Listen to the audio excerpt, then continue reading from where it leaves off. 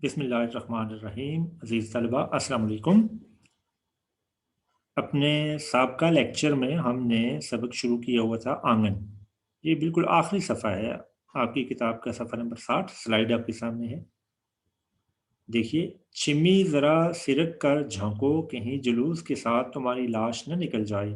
आलिया ने चिम्मी के लटके हुए धड़ को अपनी तरफ खींचा।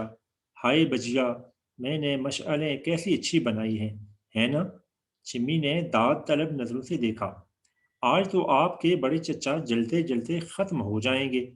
चिम्मी, कैसी बातें करती हो? बस पता चल गया कि तुम लीगी वीगी कुछ नहीं हो। बड़े चचा को जलाने के लिए ये सवांग रचाया है। सवांग रचना, ड्रामा करना। वाह! हूँ, क्यों नहीं? वो शर्मिंदा सी हो गई और आलिया के गले में हाथ डालकर झूल गई। जुलूस गली के मोड़ पर गायब हो गया तो थकी थकी सी चिम्मी आलिया के बिस्तर पर लेटकर लंबी लंबी सांसें लेने लगी और आलिया खामोशी से टहलती रही। अब कितने दिन यूं सबको जलाने चिम्मी बैठी रहेगी?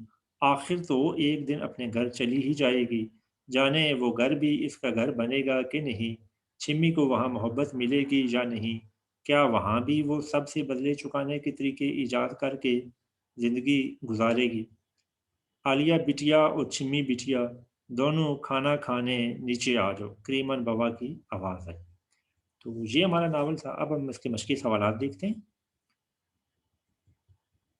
ये जो मशक़ी सवालात हैं, जिनके लिखा हुआ है दर्ज ज़ैल सवालों के मुख्तसर जवाबात तहरीर करें।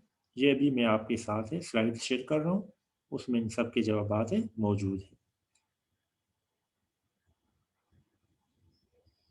इसके बाद है चिम्मी के किरदार पर चंद सतरें लिखें। ये भी जवाबात में मौजूद है।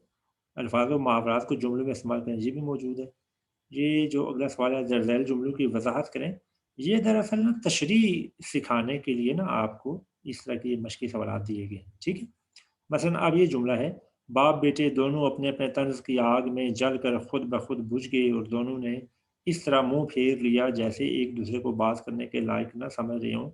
तो अब आप इसकी वजाहत करते हुए लिखेंगे कि जमील भैया और बड़े चचा आपस में रिश्ते के लिहाज से बाप बेटा थे, लेकिन जब वो एक दिन सहन में बैठे हुए थे तो बातों बातों में उन्होंने एक दूसरे पर जुमले कसे और फिर जो तंज उन्होंने एक दूसरे पर किया, इसमें खुद ब खुद जलते जलते तंग होकर एक दूसरे की तरफ से मुंह करके बैठ गई और यूँ महसूस होता था कि जैसे वो अब एक दूसरे को बात करने के काबिल ना समझते हैं। ये इसकी तशरीह हो जाएगी, ठीक है? इसी तरह यहाँ जुमले की तशरीह।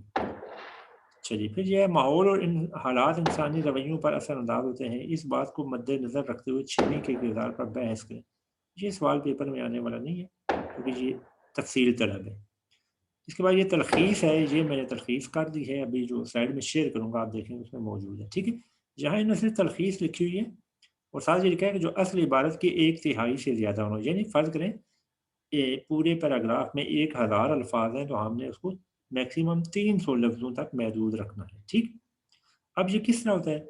आप उस पैराग्राफ को पेपर में भी जब आएगा, आप उसको गौर से पढ़ें और ये समझने की कोशिश करें कि इसमें कौन से निकात अहम हैं, पॉइंट्स, ठीक है? उन निकात को लेकर आप जुमलों को रीफ्रेज़ करें, यानी जुमलों को नए सिरे से बनाएँ। जो लंबे जुमले हैं उनको ख़त्म कर दें, जो जुमले वज़ाहत हैं पहले जुमले की उसको छोड़ दें।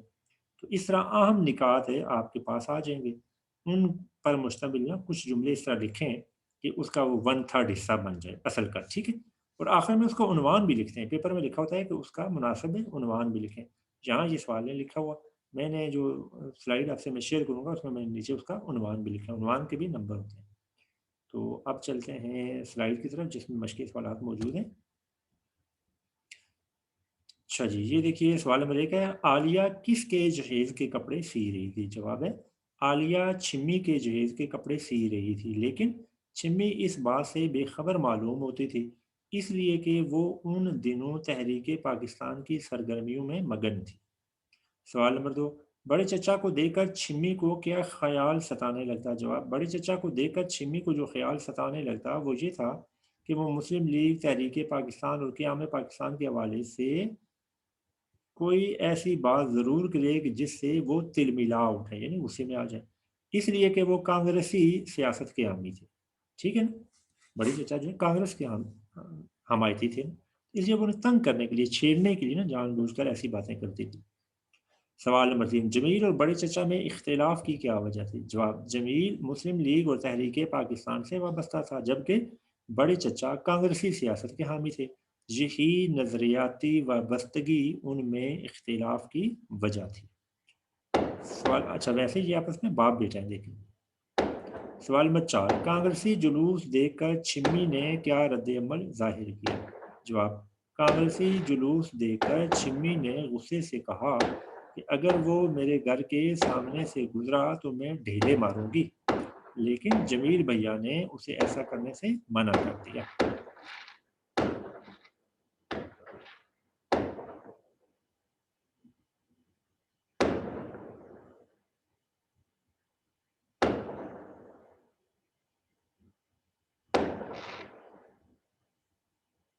پھر ہے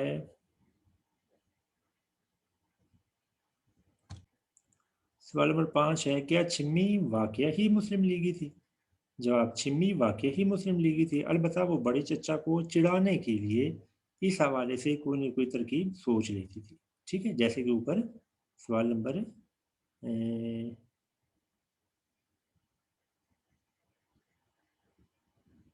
4 میں ہے نا، 4 میں سے اوپر ہوا ہے، سوال نمبر 3 میں ہے کہ وہ نا جمیل بھیا اور وہ آپس میں نا اس اختلاف کی وجہ سے ایک دوسرے سے منہ موڑ لیتے تھے۔ سوال نمبر 6، بڑے چچا کو چبوترے پر لیٹے دیکھ کر عالیہ کے دل میں کیا خواہش پیدا ہوئی؟ جواب، بڑے چچا کو چبوترے پر لیٹے دیکھ کر عالیہ کے دل میں یہ خواہش پیدا ہوئی کہ ان کے پاس جا کر بیٹھ جائے۔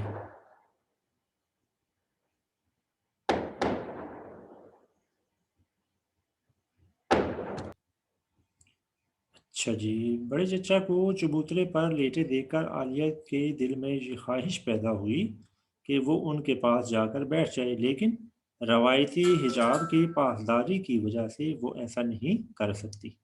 سوال نمبر 7، چھمی کے کردار پر چند سطریں لکھیں۔ جواب، چھمی عالیہ کی چچا زاد بہن ہے، اس کی والدہ کی وفات کے بعد اس کے والد نے دوسری شادی کر لی اور اسے اپنے بھائی کے گھر چھوڑ دیا۔ وہ مسلم لیگ اور تحریک پاکستان سے دلچسپی رکھتی ہے۔ بڑے چچا کو وہ اسی لیے تنگ کرتی ہے کہ وہ کانگریس کے حامی تھے، یعنی اپنا مخالف سمجھ کر نا انہیں تنگ کرتی تھی، حالانکہ رہتی انہیں کے گھر تھی۔ اچھا، اس کے بعد الفاظ جملے کا یہ ہے سوال، بے نقط سنانا۔ بے نقط سنانے کا مطلب ہوتا ہے گالیاں دینا، برا بھلا کہنا۔ بچوں نے فقیر کو چھیڑا تو اس نے انہیں خوب بے نقط سنائی۔ تجسس، کہانی میں تجسس نہ ہو تو پڑھنے میں لطف نہیں آتا۔ کوفت ہونا، ماحول میں ہر طرف گندگی دیکھ کر بہت کوفت ہوتی ہے۔ بے ہنگم، آبادی میں بے ہنگم اضافے سے کئی مسائل پیدا ہو گئے ہیں۔ مبہم، اس نے مبہم انداز میں اپنا مسئلہ بتایا۔ سوانگ رچانا، مخلص انسان کو سوانگ رچانے سے کوئی دلچسپی نہیں ہوتی۔ اب آخری سوال اس میں پیراگراف کی تلخیص۔ اس دور کے بہت سے مسائل کا کوئی مفید حل نہیں ملا، تاہم سائنسدان دو مسائل پر زیادہ توجہ دے رہے ہیں۔ ایک ہے خلائی تحقیق، تاکہ معلوم ہو سکے کہ انسان اور کہاں آباد ہو سکتا ہے، اور دوسرا مسئلہ ہے بھوک، جہالت اور امراض کا دنیا سے خاتمہ کرنا۔ دوسرا مسئلہ دراصل بہت مشکل کام ہے، اس کے مقابلے میں کوئی خلائی اسٹیشن بنانا آسان کام ہے۔ اب اس کا عنوان ہم نے کیا رکھا ہے؟ دو مشکل مسئلے۔ آپ اگر دیکھیں نا غور سے تلخیص کو تو آپ کو خود اندازہ ہوگا کہ کس طرح اس کو میں نے سمرائز کر کے یہ جملے لکھے ہیں، ٹھیک ہے؟ کتاب سے آپ پڑھیں اور پھر اس تلخیص کو دیکھ کر پھر آپ کو اندازہ ہو جائے گا۔ اچھا جی، اس کے بعد ہمارا اگلا سبق آ جاتا ہے تعلیم بالغہ۔ چلیے جی، اب کتاب کی طرف چلتے ہیں، پھر ہم ان مشکل سوالات کی طرف آئیں گے۔ یہ سلائیڈ کتاب کی آپ کے سامنے ہے۔ سب سے پہلے ہم پڑھیں گے تعارف۔ خواجہ معین الدین، پیدائش 1924، وفات 1971۔ خواجہ معین الدین حیدرآباد دکن میں پیدا ہوئے، یعنی انڈیا والا حیدرآباد۔ ابتدائی تعلیم حیدرآباد دکن میں حاصل کی، 1949 میں ہجرت کر کے پاکستان آئی اور کراچی میں سکونت اختیار کی۔ سکونت اختیار کرنا، رہنا۔ رہائش سندھ یونیورسٹی سے ایم اے کا امتحان امتیازی نمبروں سے پاس کرنے کے بعد درس و تدریس کا پیشہ اختیار کیا۔ انہوں نے انتہائی بے سر و سامانی کی حالت میں بڑی مشقت کے بعد بچوں کے لیے ایک تعلیمی ادارے کی بنیاد رکھی۔ اسکول کے قیام کے لیے چندہ مہم میں انہوں نے ایک ڈرامہ زوال حیدرآباد سٹیج کیا جن سٹیج پر پیش کیا اور اس کی ساری آمدنی اسکول کے لیے وقف کر دی۔ یہیں سے خواجہ معین الدین اور اردو ڈرامہ لازم و ملزوم ہو گئے۔ قیام پاکستان کے بعد اردو ڈرامے اور تھیٹر میں ان کا نام بہت نمایاں ہے۔ ان کے ڈراموں میں سماجی طنز، تہذیبی روایات اور تبدیل ہوتے اقدار کی واضح جھلک موجود ہے۔ تصانیف: لال قلعے سے لالو کھیت تک، مرزا غالب بندر روڈ پر، اور تعلیم بالغاں جن کی کتاب کے نام ہے۔ ٹھیک ہے، اب ہم چلتے ہیں آگے، ڈرامہ جو شامل ہے ہماری کتاب میں تعلیم بالغاں اس کی طرف۔ ایک ایکٹ کا تنزیہ و مزاحیہ کھیل، ون ایکٹ پلے۔ ٹھیک ہے، ون ایکٹ پلے وہ ڈرامہ ہوتا ہے جس کی ڈیوریشن، دورانیہ میکسیمم 1.5 گھنٹے تک ہو۔ ٹھیک ہے، یعنی جب اس کو سٹیج پر پیش کیا جائے وہ 1.5 گھنٹے کے اندر ختم ہو جائے، اس کو ون ایکٹ پلے کہتے ہیں۔ کردار جس ترتیب سے سٹیج پر آتے ہیں: مولوی صاحب، قصاب، حجام، وکٹوریا والا، مولوی صاحب کی بیوی، پس پردہ،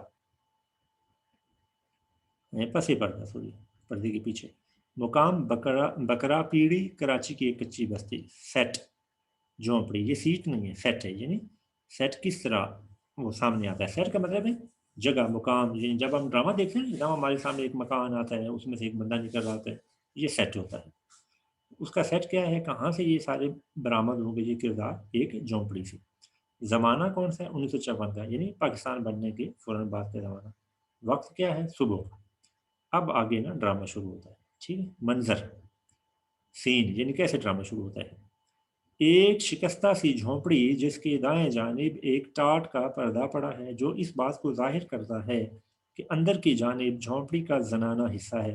پردے کے قریب ہی ایک گڑونچی رکھی ہے جس پر 3 گڑے رکھے ہیں۔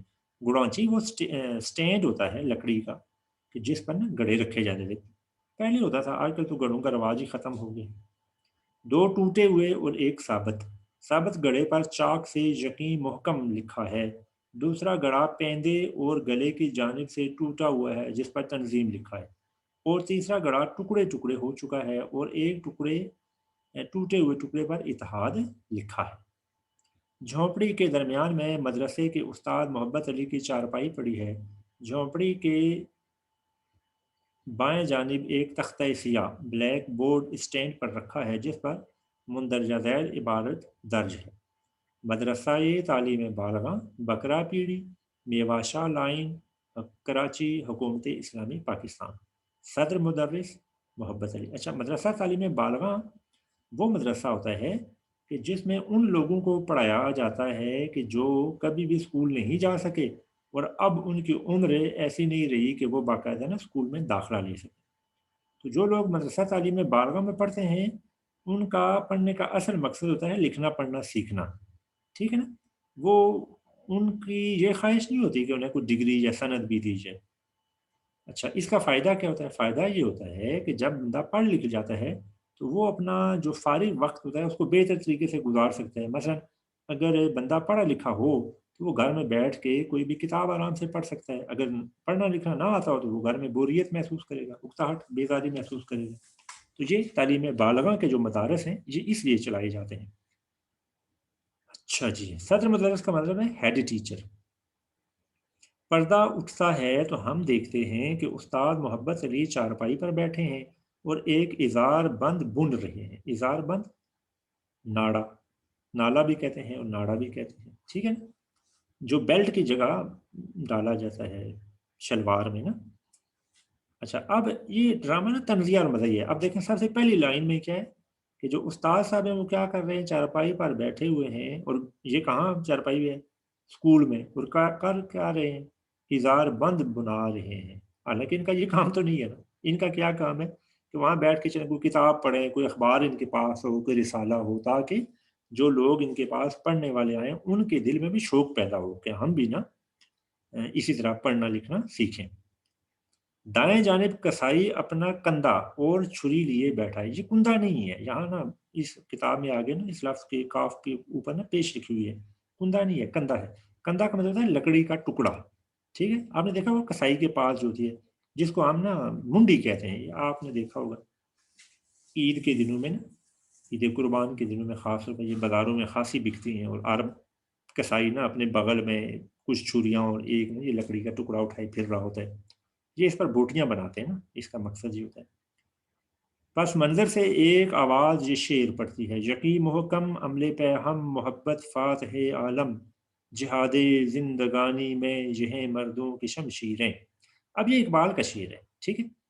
तो अब देखें इस शेर को सुन के असर क्या होता है। आखिरी मिसरा पर कसाई अपने छुरे एक दूसरे पर रगड़ कर तेज करता है, ठीक है। क्योंकि यहाँ मर्दों की शमशीरें हैं ना, यहाँ वो शमशीर से मुराद, चूंकि वो कसाई है तो अपने वो छुरे वो टोके ही मुराद देता है, और वो उनको ना एक दूसरे पर रगड़ कर तेज करता है और खुश होता है कि इस शेर में ना मेरे मेरे जैसे लोगों का जिक्र है। हालांकि ज़ाहिर है इकबाल तो कुछ और कह रहे हैं इसमें। शमशू हज्जाम, बाहर से आवाज़ आती है, मौली साहब, मौली साहब। इसको मूली नहीं पढ़ना, ये मौली है, ठीक है। ये ना हमारे माशरे में ये मौजूद है, स्लैंग है ना, अब जो कहें कि मौलवी को मौली कहने का रवाज है, अब भी है, लोग कहते हैं बहुत सी जगहों पर। मूली नहीं है, ये याद रखना है इसका तलफ़ुज़। मौलवी दरवाजे की जानिब देखते हुए, अरे कौन।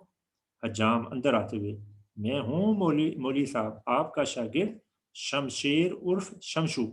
हज्जाम अंदर आता है, जिसके हाथ में एक टीन का बस्तानुमा डब्बा है, जिस पर उसका नाम इस तरह लिखा है, शमशेर अली। हालांकि शमशेर इकट्ठा होना चाहिए ना, और ये असल इसकी जो तलफ़ुज़ है वो तो शमशीर है, ठीक है। शमशेर भी नहीं है, वो शमशेर कह रहे हैं उसको।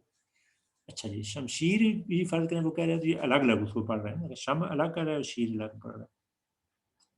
मौलवी प्यार से उसे गले लगाते हुए, अरे शमशू, तू आ गया बेटे। शमशू बेटे, तूने कहा था कि जुमे के दिन मेरे पास बहुत गाहक होते हैं, हफ्ते को बच्चे के बाल काट दूंगा, काट दिए बेटे। हजाम फखरिया अंदाज है, काट दिया हूँ मौलवी साहब, अंग्रेजी बाल काटता हूँ।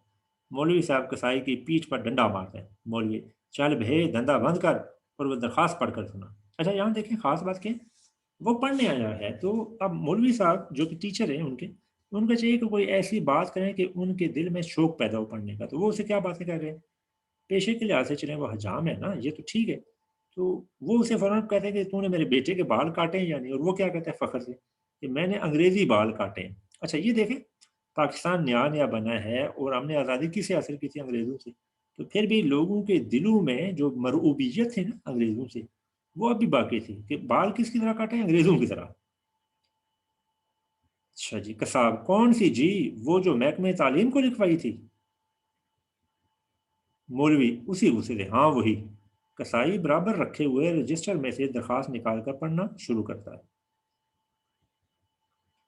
कसाब 786/92, ये 86 लिखा हुआ है, 86 नहीं इसमें 86 है, ठीक। यानी 786/92। ये 786 जो है ना, ये अरूफ बनते हैं बिस्मिल्लाह रहमान रहीम के, ठीक है। आदाद ना जो हरूफ है उनके आदाद इसमें बनते हैं, ठीक। और 92 जो हैं ये इसमें मोहम्मद सल्लल्लाहु अलैहि वसल्लम के आदाद बनते हैं।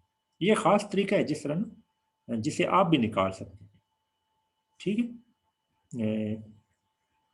आप किसी भी डिक्शनरी में देखें ना उर्दू की, तो उसमें लिखा होगा हरूफ अबजद, ठीक है। अबजद के आगे ना पूरे वो अल्फाज लिखे होते हैं, ये 8 जोड़े बनते हैं, अबजद हव्वज हुती कालेमन साफस कारिशा सख ज़ज़। इनके नीचे ना फिर उनकी वैल्यू पुट की गई है। मसलन अबजद है अली बे जीम दाल, अली बे जीम दाल के नीचे जो वैल्यू पुट की गई होंगे वो होगी 1 2 3 4, ठीक है। ऐसे ही फिर आगे चलता रहता है, हव्वज हुती आले के नीचे ना इस तरह वैल्यू आती है। सबसे आखिरी हर्फ जो है वो गैन आता है, उसकी वैल्यू 1000 है, 1000। तो अब ये जो हरूफ होते हैं, जैसे बिस्मिल्लाह का बे सीन मीम है, तो बे की जो वैल्यू है वो, सीन की वो, मीम की, ये जमा करें तो आपस में ये 786 बनते हैं, ठीक है। यूं ही 92 है जो हजूर नबी करीम सल्लल्लाहु अलैहि वसल्लम के इसमें मुबारक मोहम्मद के ना हरूफ का अददी मजमुआ बनता है। मौलवी डंडा मारकर, अरे वो तो बिस्मिल्लाह की जगह लिखा जाता है ना कम बख्त, आगे पढ़। कसाब पढ़ते हुए, आली जनाब, इज़्ज़त माबो, फजीलत माबो, ज़ेर तालीम। मौलवी घबरा कर, हाँ जेर तालीम डंडा, जेर तालीम डंडा। ये डंडा का मतलब ये है कि वो उसको डंडे मार रहे हैं साथ साथ, ठीक है, कि तू जेर तालीम इसको पढ़ रहा है। हालांकि असल लफ्ज क्या है, अरे वो वजीर तालीम है ना, असल लफ्ज क्या है, वजीर तालीम। ये इसको पढ़ते हुए क्या करता है, इस वाव को पीछे जोड़ देता है तो आगे जेर तालीम ही रह जाता है।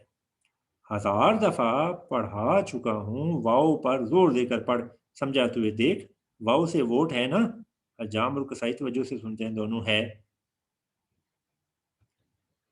मौलवी, वाव का वोट, वाव का वोट का वाव जेर तालीम के आगे लगा देते हैं तो जेर तालीम वजीर तालीम बन जाता है।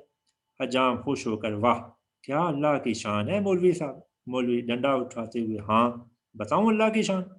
हजाम डरकर सिमट जाता है। मौलवी, चल आगे पढ़।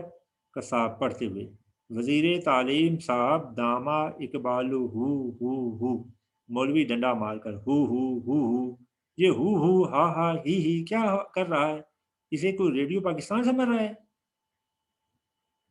कि जहां इकबाल का नाम आया शुरू हो गई कव्वाली। आगे पढ़। अच्छा यहाँ भी तंज है, तंज क्या है, पाकिस्तान बनने के बाद ना, अब चाहिए तो ये था कि अल्लामा इकबाल ने अपने शायरी में जो हमें नसीहत की है, हम उस पैगाम को समझते उस पर अमल करते।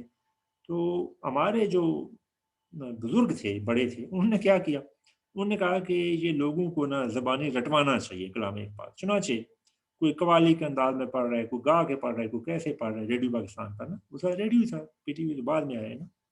ये ना यहाँ मौलवी साहब तंज कर रहे हैं।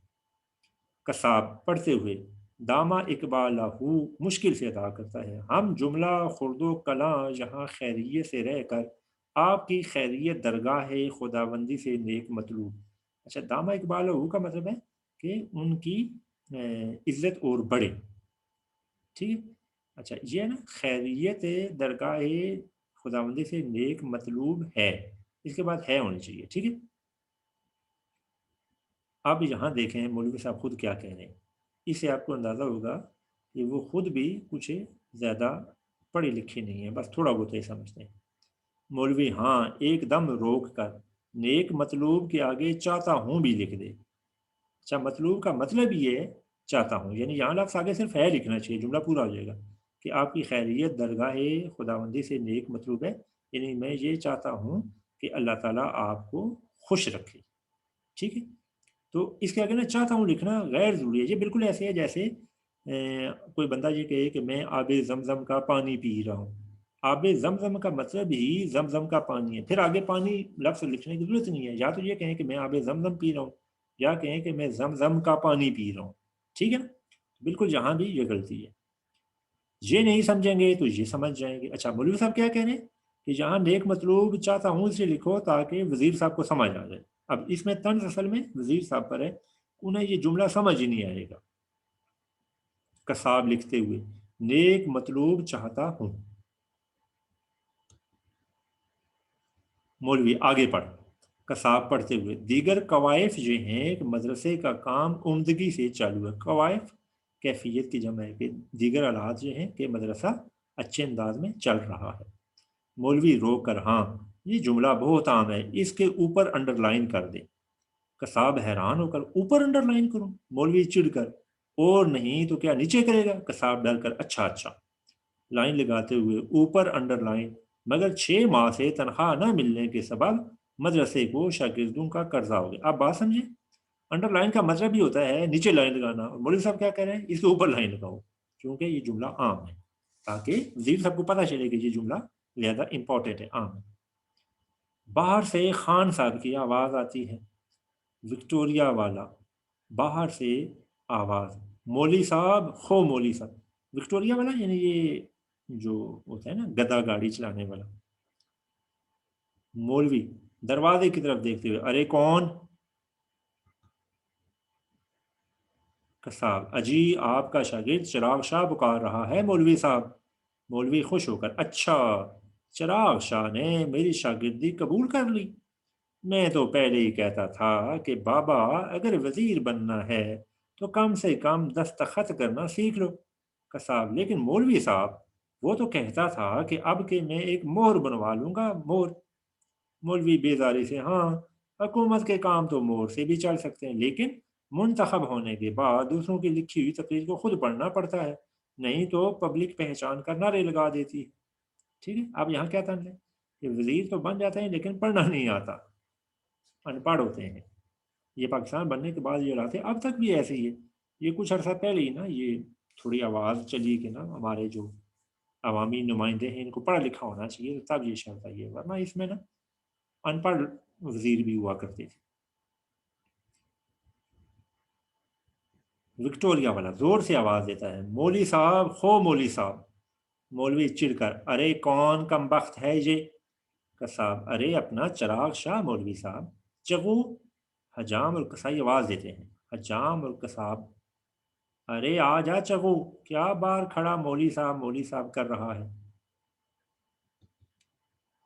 خان صاحب وکٹوریا والا دائیں جانب کے ونگ سے داخل ہوتا ہے، ونگ طرف، سمت، بنیان اور شلوار پہنے ہوئے ہے، ہاتھ میں کمچی ہے، کمچی چھوٹا سا ڈنڈا، لچکدار ڈنڈا۔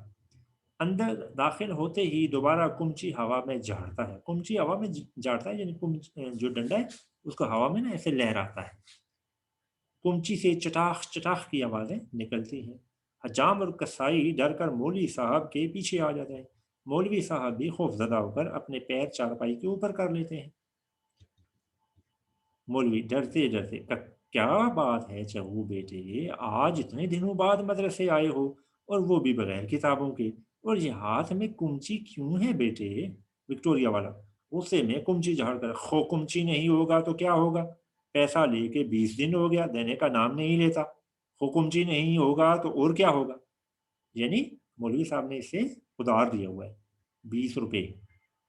حجام، مولوی صاحب یہ کمچی ہوتی بہت بری چیز ہے، اس سے تو بڑے بڑے شیر بھی سیدھے ہو جاتے ہیں۔ مولوی حجام کو ڈنڈا مار دیا، ارے چپ رہے کم بخت۔ خان صاحب، ارے چہو، میں نے تو اسے 20 روپے ادھار لیے تھے، 10 روپے تو واپس کر چکا ہوں۔ گواہی کے طور پر حجام اور کسائی کو دیکھتے ہیں، حجام اور کساب گواہی دیتے ہوئے، ہاں ہاں ہمارے سامنے دیے ہیں۔ وکٹوریا والا کمچی جھاڑ کر، خو باقی 10 کا کیا ہوگا؟ حجام، مولوی صاحب سے، ہاں باقی 10 کا کیا ہوگا، جواب دو۔ مولوی، ارے چہو، جب حکومت نے ہماری گرانٹ آدھی کر دی ہے تو میں تیرے پورے پیسے کیسے دے سکتا ہوں؟ وکٹوریا والا زمین پر بیٹھتا ہے کہ یکا یک اندر سے مولوی صاحب کی بیوی کی آواز آتی ہے۔ بیوی اندر سے، ارے ہے یہ گھوڑا کس کا ہے؟ چگی کی چگی کھائے جا رہا ہے، چگی یعنی جگی، جھونپڑی، اس پر گھاس پھوس پڑی ہوتی ہے نا چھت پر۔ اب ذرا گھوڑے نے دیکھا کہ مجھے کوئی دیکھنے والا نہیں ہے، تو اس نے کہا چلو گھاس ہی ذرا کھا لو۔ مولوی چونک کر، ارے ارے وکٹوریا کہاں چھوڑا، تیرا گھوڑا میری چگی کھا رہا ہے۔ 2 ڈنڈے رسید کرتا ہے، بھاگ ارے بھاگ۔ وکٹوریا والا ڈنڈے کھا کر باہر بھاگتا ہے۔ کسائی اور حجام ہنستے ہنستے لوٹ پوٹ ہو جاتے ہیں، لوٹ پوٹ ہونا ہنستے ہنستے گرنا، ٹھیک ہے، کبھی ادھر گرنا کبھی ادھر گرنا، اس کو لوٹ پوٹ ہونا کہتے ہیں۔ کساب ہنستے ہوئے، مان گئے مولوی صاحب، مان گئے آپ کو۔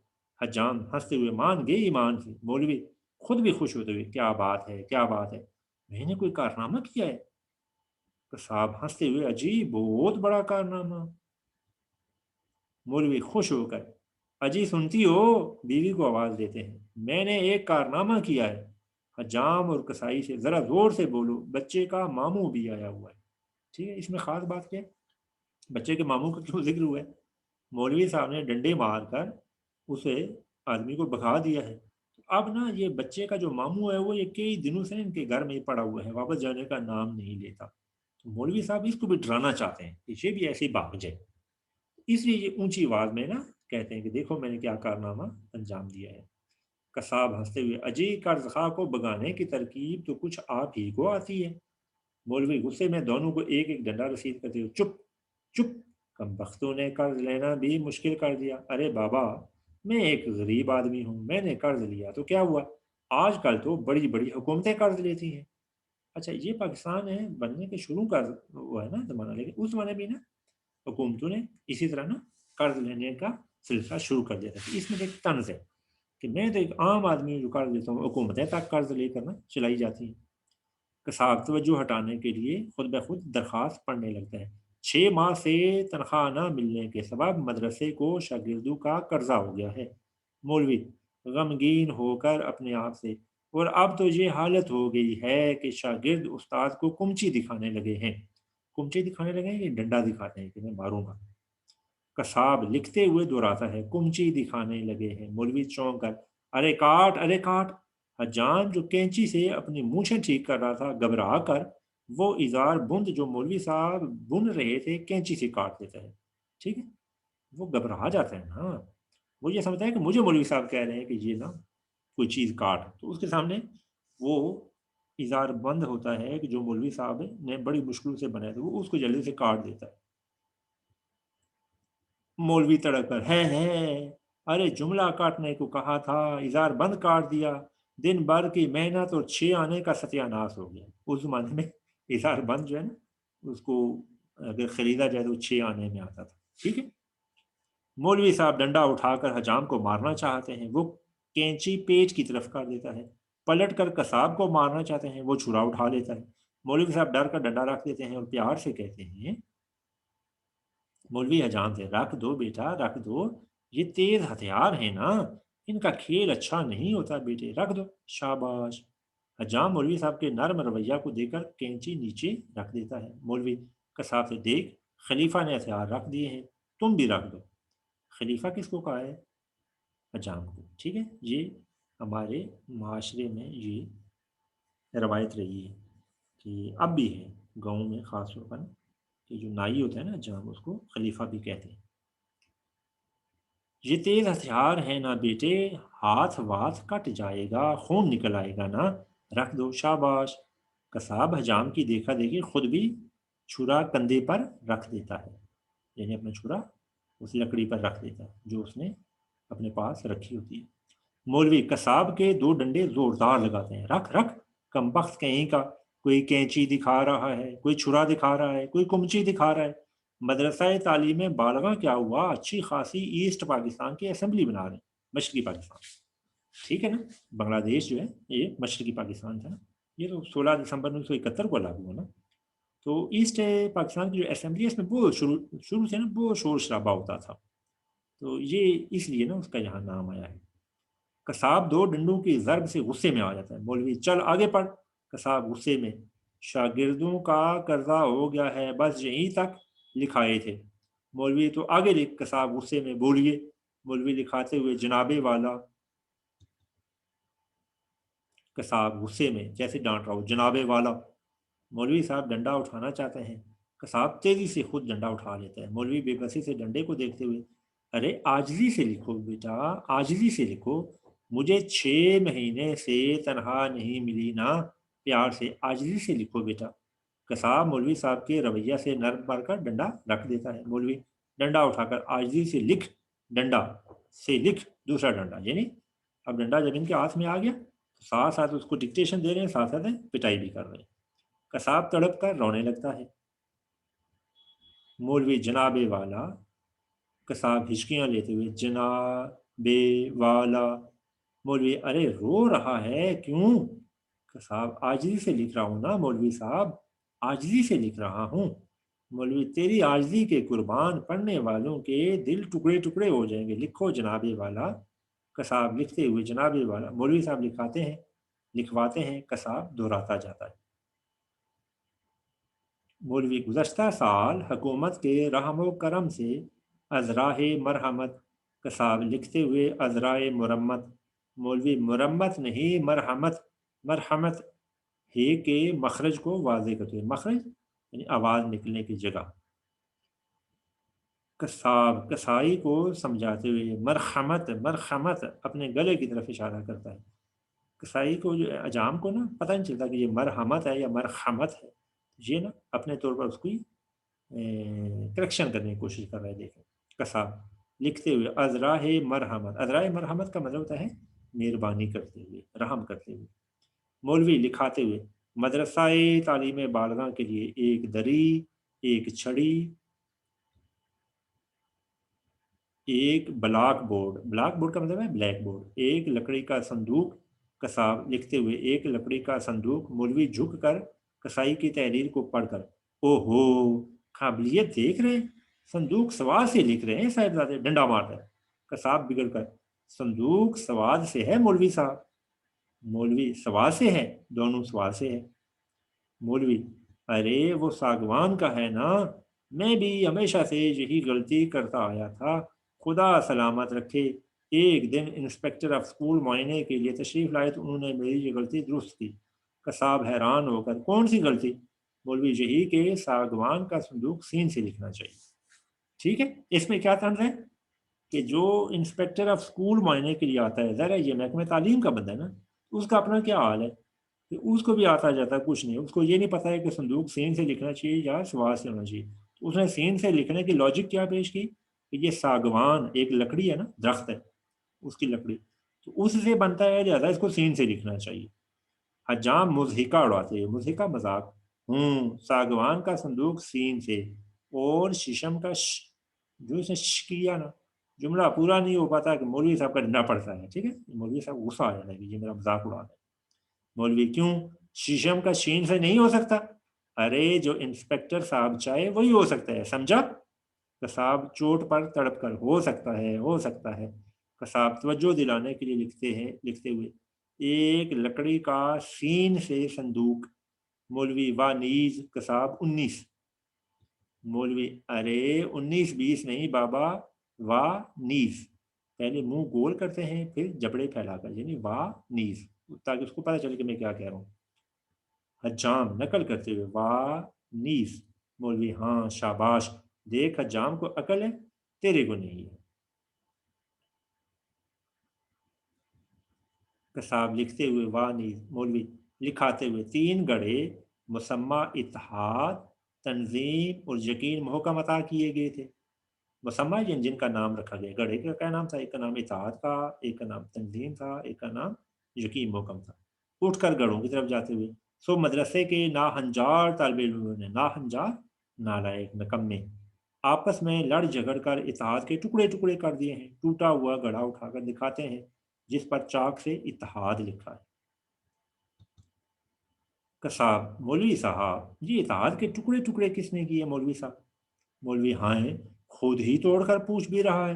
अरे तू गुरु मंदिर का तो नहीं है? गुरु मंदिर कराची में एक जगह का नाम है। कसाब फखर से सीने पर हाथ मारकर अजी मैं तो बांस बरेली का हूँ, बांस बरेली। बांस बरेली इंडिया का शहर है।